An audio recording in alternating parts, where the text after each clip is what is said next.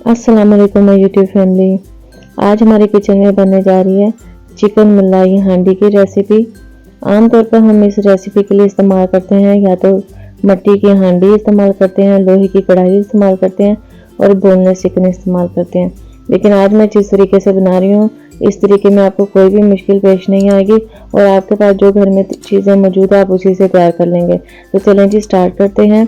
ये मैंने तकरीबन 1 किलो चिकन लिया है और ये आप देख सकते हैं कि ये बोनलेस चिकन नहीं है, ये मिक्स चिकन है, यानी कि हड्डियों के साथ भी और इसमें कुछ बोनलेस चिकन की पीसीज भी हैं।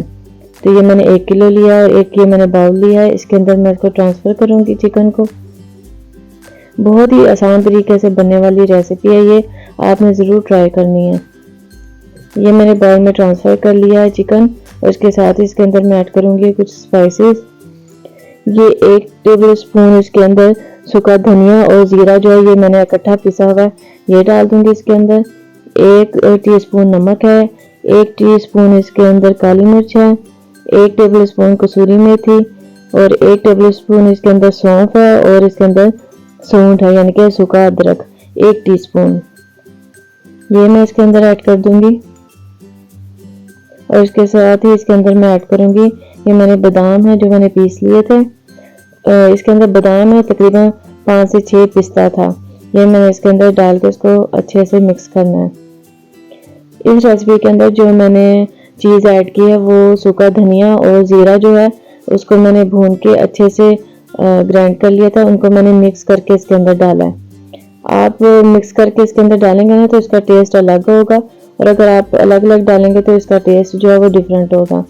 आपने इस तरीके से इसको इस्तेमाल ज़रूर करना है इंशाल्लाह, तो आपकी बहुत अच्छी बनेगी रेसिपी। ये मैंने जी एक कढ़ाई ले ली है और इसके अंदर मैंने 2 से 3 टेबल स्पून ऑयल के डाले हैं और साथ ही इसके अंदर 1 टेबल स्पून मैंने लहसुन डाला है। इसमें अदरक मैंने ऐड नहीं किया क्योंकि आपने देखा था कि मैंने जब चिकन को मैरिनेट किया है ना तो तब मैंने इसको इसके अंदर जो सूंठ डाली थी यानी कि सूखा अदरक। और इसके अंदर 1 टीस्पून मैंने जो है वो हरी मिर्चों का पेस्ट डाला है। इसको अच्छे से मिक्स करेंगे, इसका कच्चापन ख़त्म हो जाए, हमने इतना इसको पकाना है। और साथ ही इसके अंदर मैं ये ऐड कर दूंगी मैरिनेट किया हुआ चिकन। इसको मैंने मैरिनेशन के लिए कोई टाइम नहीं दिया, इसको जस्ट मिक्स किया और इसको मैंने इसके अंदर डाल देना है। अगर आपके पास टाइम है तो आप इसको तकरीबन आधा घंटा या 1 घंटे के लिए मैरिनेट करके भी रख सकते हैं। इसको मैं अच्छे से मिक्स कर लूँगी और इसको हमने ना इतना पकाना है इसके अंदर कि ये जो इसका चिकन है ना इसका कलर अच्छा सा जो है चेंज हो जाए। अब जी हम ये करने लगे हैं कि हमने इसकी ग्रेवी तैयार करनी है, तो इसके लिए ये मैं कढ़ाई ले लूँगी और चिकन को मैंने साइड पे कर दिया और उसको साथ साथ हम चेक भी करते रहेंगे। इसके अंदर मैंने आधा कप ऑयल का डाला है कढ़ाई के अंदर और इसके अंदर मैं डालूंगी 1 टीस्पून इसमें हरी मिर्चों का पेस्ट है और 1 टीस्पून इसमें लहसुन का पेस्ट है और इसको मैं अच्छे से मिक्स कर लूँगी ताकि इसका जो कच्चापन है वो ख़त्म हो जाए। अब जी ये मैंने जो पेस्ट है ये मैंने 2 बड़े प्याज लिए थे, उसका अच्छे से मैंने ग्राइंड करके ना पेस्ट बना लिया, तो ये मैं इसके अंदर डाल दूँगी। इससे जो इसकी ग्रेवी की थिकनेस है ना वो बहुत अच्छी बन जाएगी पेस्ट से। और इसको मैं अच्छे से पकाना है, इसको मैंने इतना पकाना है कि इसके जो साइड से बबल्स बनना शुरू हो जाए, मसाले में भी बबल्स अच्छे से आएंगे तो मतलब कि हमारा जो मसाला है वो अच्छे से पक रहा है और साथ साथ जो हम अपना चिकन भी देखते जाएंगे। अच्छे से भूनने के बाद अब इसके अंदर मैं डालूंगी 1 टीस्पून नमक, 1 टीस्पून इसके अंदर सूखा धनिया और जीरे का पाउडर, 1 टीस्पून इसके अंदर मैं डालूंगी सफ़ेद मिर्च का पाउडर और ये इसके अंदर मैं डालूंगी बादाम है, ये तकरीबन 2 टेबल स्पून है जो मैं इसके अंदर डाल दूंगी। इस रेसिपी के अंदर हमने जो है वो सुर्ख मिर्च जो वो इस्तेमाल नहीं करनी है। वाइट कढ़ाई तो ये नहीं है लेकिन तकरीबन जो इसकी स्पाइसेस है ना वो वाइट कढ़ाई से मिलते जुलते ही हैं। साथ साथ हम अपना चिकन भी देखते जाते हैं। دیکھیں آپ دیکھ رہے ہیں کہ چکن کا جو کلر ہے وہ اچھے سے چینج ہو گیا. یہ میں آپ کو چیک کرواتی ہوں. یہ دیکھیں. تو ابھی اس اسٹیج پہ ہم اس کو اتار لیں گے. اور اب میں جو ہے وہ آنچ ہلکی کر کے تو ایک کوئلہ میں لوں گی اور اس کو رکھ دوں گی آگ کے اوپر، کیونکہ اس ریسیپی میں جو ہم نے وہ اینڈ پہ اس کو اسموک بھی دینی ہے. اور یہ میں نے دہی لیا ہے، تقریباً 1 کپ اس کے اندر میں ایڈ کر دوں گی اور اس کو اچھے سے مکس کروں گی. اب یقین میں اس طریقے سے بنائیں گے نا تو آپ باہر سے کھانا بھول جائیں گے اور ریسٹورنٹ سے زیادہ زبردست جو ٹیسٹ اس کا آتا ہے. اس سٹیج پہ اس کے اندر میں ڈالوں گی یہ 1 ٹی اسپون کالی مرچ ہے. یہ اس کے اندر میں اچھے سے ایڈ کر لوں گی، مسالے کو اچھے سے پکاؤں گی. یہ مسالہ جو ہمارا ریڈی ہو گیا تو اب اس کے اندر جو ہے یہ میں نے چکن جو میں نے فرائی کیا تھا اس کو میں اس کے اندر ڈال کے اچھے سے مکس کر لوں گی.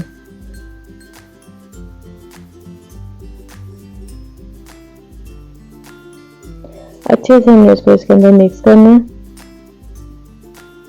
اور اس کے اندر میں ایڈ کروں گی اتنا پانی کہ یہ جو ہمارا گوشت ہے اس میں گل جائے اور ہمیں ہلکی سی اس کی گریوی مل جائے.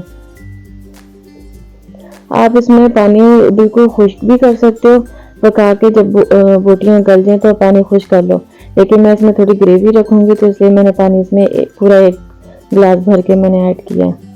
تو اس کو دم والی آگ پہ میں نے پکنے کے لیے رکھ دیا تقریباً 10 منٹ کے لیے. اور میں آپ کو چیک کرواتی ہوں کہ اس کی کیا کنڈیشن ہے چکن کی.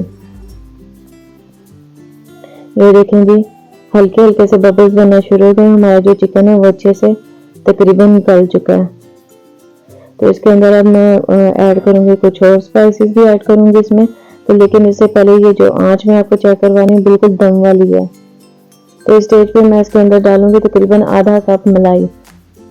آپ کریم بھی یوز کر سکتے ہو پیکٹ والی، لیکن میں یہ ملائی یوز کر رہی ہوں جو ہمارے گھر میں موجود ہوتی ہے. دودھ کے اوپر آئی ہوتی ہے نا ملائی، تو وہ ہم نے اتار کے تو اس کو اچھے سے پھینٹا اور اس کے اندر ایڈ کر دیا. یہ کسوری میتھی ہے تقریباً 1 ٹی اسپون. اس کو ہاتھوں کی مدد سے مسل کے اس کے اندر ایڈ کروں گی. یہ تھوڑا سا گرم مسالہ ہے 1 ٹی اسپون سے بھی کم. اور یہ کچھ ہری مرچیں ہیں جو اس کے اندر میں ڈال کے اچھے سے اس کو مکس کر لوں گی.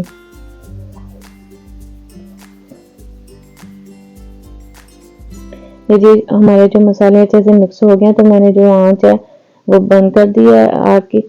تو اب میں اس کے اندر یہ کوئلہ رکھ کے تو اس کو تھوڑا سا اس کا دھواں دے دوں گی تقریباً 1 سے 2 منٹ. اگر آپ کو زیادہ پسند ہے تو آپ زیادہ دھواں دے دیں.